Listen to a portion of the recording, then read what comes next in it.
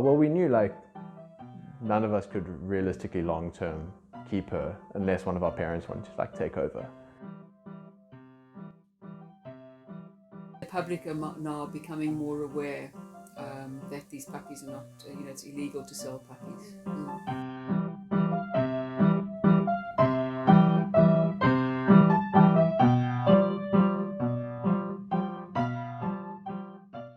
And they'll dangle it or hold it upside down or give it a clap. And this just makes everybody freak out. I came out of the clubs and I saw this dog getting kicked in the middle of the street with like this drunk homeless guy. So I like freaked out, and anything harm to do with animals, I freak out. So I ran to this guy and said, "What are you doing?" And like shouted. And then I actually picked up the dog and tried to take it. And then he came at me and it's like, "No, it's my dog." So I said, "What can I do to get your dog from you?" And he just said, "Okay, you must pay me 1,000 rand. And of course the students will pay for it. By buying the puppy, you're perpetuating the cycle. They offer them 50 rand. Sometimes these guys want 150 bucks. And the students pay just to get the dog away. There was a man selling a puppy outside the Nielsen, and obviously there was it gained a lot of student attention because people obviously realized like this guy was trying to just make money off this animal and he didn't have anything to feed it with, he didn't have anywhere to put it. I think they assume that animals like puppies are just objects and they don't see the harm in it.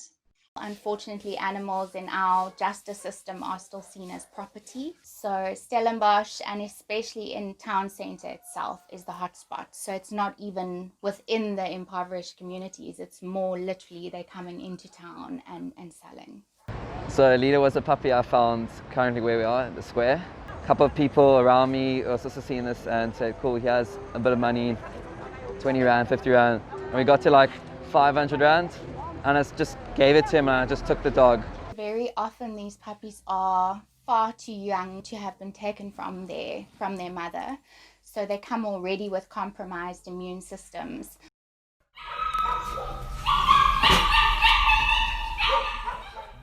They're usually full of fleas and ticks. They're usually very dirty. They are so hungry, so thirsty. You can see that they've come from a home where the mother dog has been there and they've just whipped these dogs away.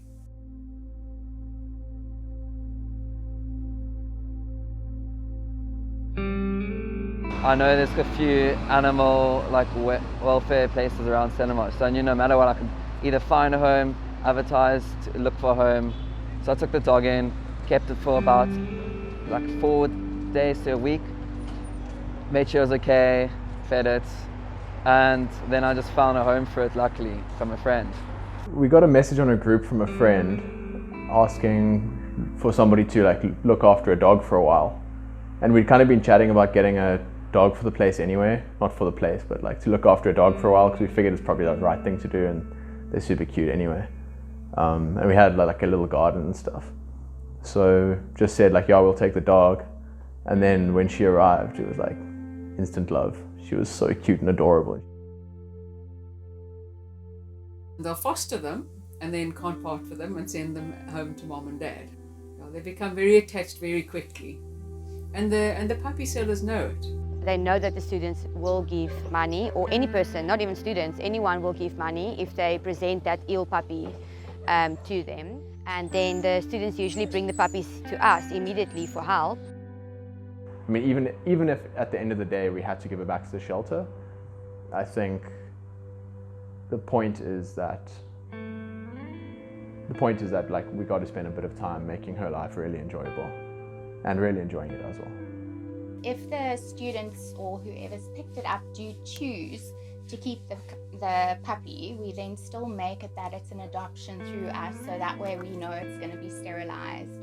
But 9 times out of 10 it's surrendered, signed over to us.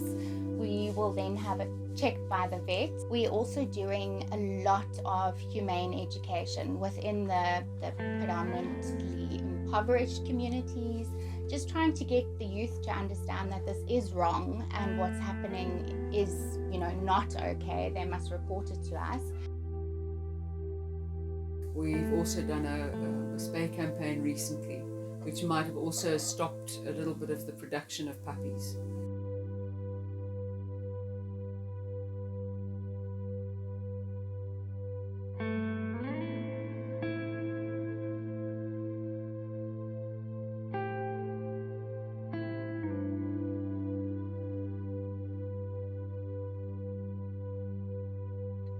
Animals are obviously not objects. They obviously have needs that need to be fulfilled for a basic minimum level of life. And to use them as mere property in order to achieve your own means is inherently a selfish motive.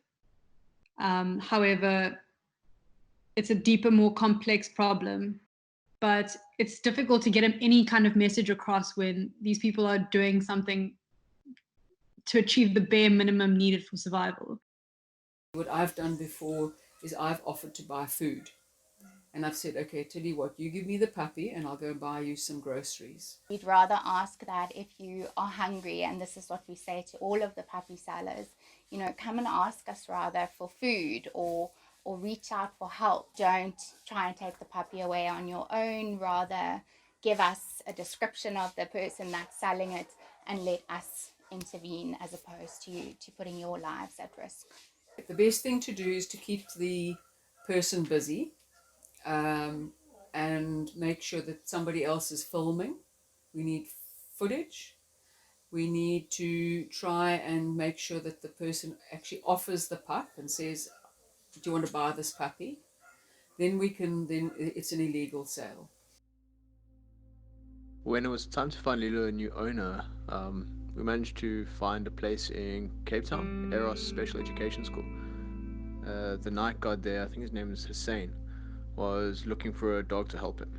That's the home we eventually settled on for Ililo. I was lucky enough to visit and see her again. Come, greet. Come.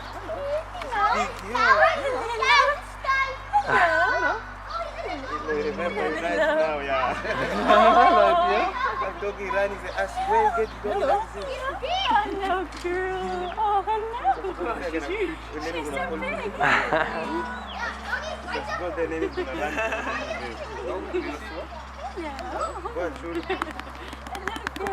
I didn't expect to get a kind of dog like this.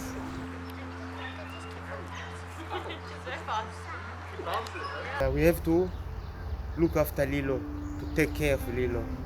I mean, I must be honest, when we did drop her off here, I was worried that, I don't know, they weren't going to treat her well, or something was going to go wrong, or they weren't going to get like all the injections and get her spayed and stuff. And she looks so super healthy and happy. Because I didn't expect to get this dog from Pablo.